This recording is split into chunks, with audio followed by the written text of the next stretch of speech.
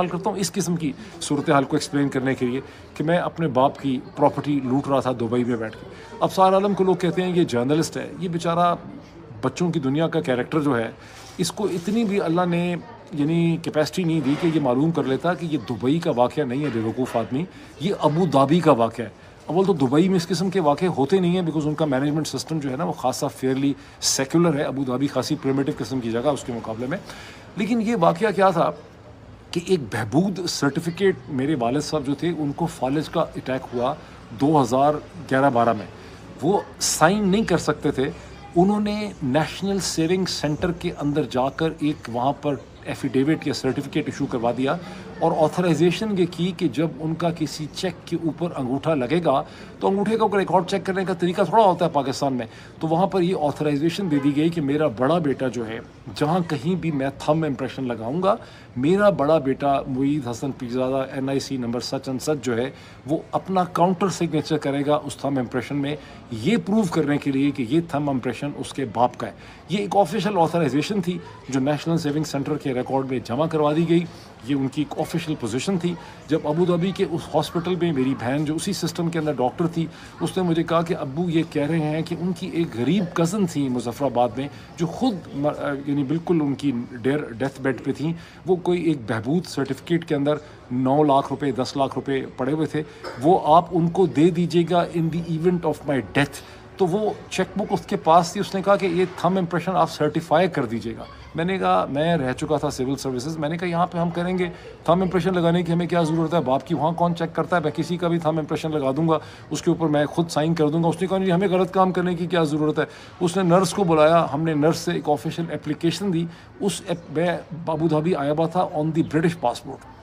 میں نے اپنا برٹش پاسپورٹ کی کاپی ساتھ لگائی. اس نرس نے اور PRO نے یہ کہا کہ آپ سرٹیفائی کر دیں کہ آپ کو یہ کیوں چاہیے. میں نے ایک اپلیکیشن دی ہاسپٹل میں, میں نے کہا کہ یہ اس طرح سے چاہیے اور اس پہ میں نے لکھ کے اپنا برٹش پاسپورٹ کی کاپی لگائی, نیچے سائن کر کے ان کو دے دیا.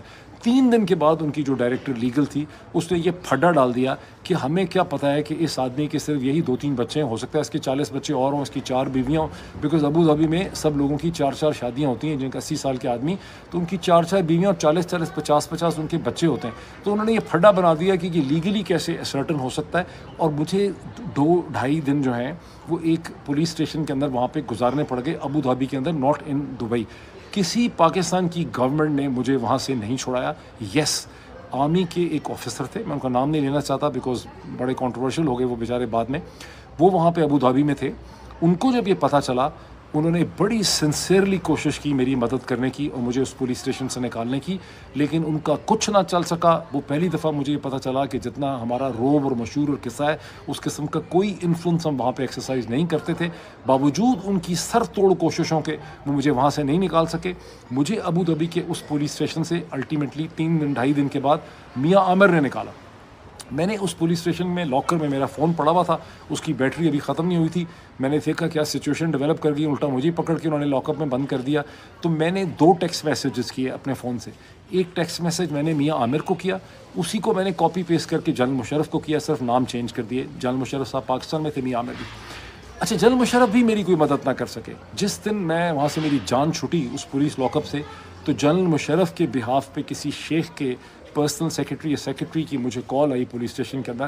اس نے مجھ سے پوچھا کہ جی مجھے شیخ صاحب نے کہا کہ آپ کی مدد کرنی ہے, تو کیا مدد کرنی ہے. میں نے اس کو اپنا قصہ بتایا. وہ کہتے ہیں ہم نے چیک کیا ہے, یہ تو وکیل کرنا پڑے گا, اس کے لیے ہم کچھ کر نہیں سکتے. So much for the help of the general Musharraf in that case. Yes, Mian Amir had a very important businessman جن کے ابو ظبی کے سسٹم میں تھے. انہوں نے کسی جج کو کہا, اس نے ہمیں ضمانت دے دی. ویسے بھی ضمانت ادروائز میری اس کے اور 10-12 گھنٹوں کے بعد ہو جانی چاہیے تھی, بیکاز یہ اتنا بڑا تو کوئی کیس ایسا وہاں جا کے کہ میرا وہ قصہ ساری عمر چلتا رہنا تھا.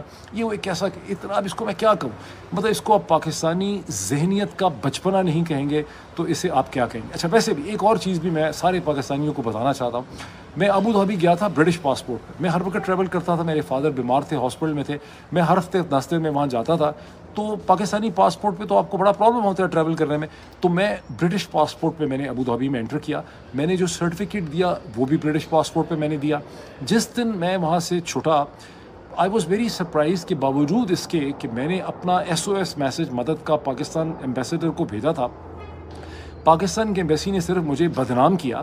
PMLN کی حکومت تھی, میرے خلاف باقاعدہ ایک پریس کانفرنس کر کے فارن آفس کے اندر پرپورٹڈلی جان بوجھ کے ایک سوال پوچھوایا گیا، اور اس سوال کے جواب میں یہ کنفرم کیا گیا کہ ہاں جی موعید پیرزادہ اس کی بہن کو ڈیٹین ہو گئے ہیں ابو دھابی کے اندر، تاکہ مجھے بدنام کیا جا سکے، ادروائز کسی کو پتہ ہی نہیں تھا پاکستان میں۔ پھر اس کے اوپر ایک کہانی بنائی گئی اور وہ سوال باقاعدہ پوچھوایا گیا، اور مجھے جو ڈپٹی اس وقت ہائی کمشنر یا ایمبیسڈر تھے، جب میں وہاں سے چھوٹا تو انہوں نے مجھے بڑا افسوس کیا، انہوں نے مجھے کہا کہ ایمبیسڈر نے انڈر پولیٹیکل پریشر آ کر فارن آفس نے اور ایمبیسڈر نے تمہارے ساتھ یہ زیادتی کی ہے۔ میں اب ایمبیسڈر کا نام نہیں لینا چاہتا، یہ حالات ہیں پاکستان کے سارے ایمبیسڈرس کے، ٹھیک ہے۔ تو اچھا، اب اس میں ایک انٹرسٹنگ پہلو یہ ہے کہ جس دن میں وہاں سے پولیس اسٹیشن سے چھوٹا، جس دن میں چھوٹ رہا تھا، مجھے وہاں پر ایک اور بھی کال آئی۔ وہ کال برٹش ایمبیسی سے آئی مجھے، باوجود اس کے کہ میں نے برٹش ایمبیسی کو کمپلین نہیں کی۔ برٹش ڈپلومیٹس کو پتہ چلا اسلام آباد میں، انہوں نے خود سے ایشو ریز کیا۔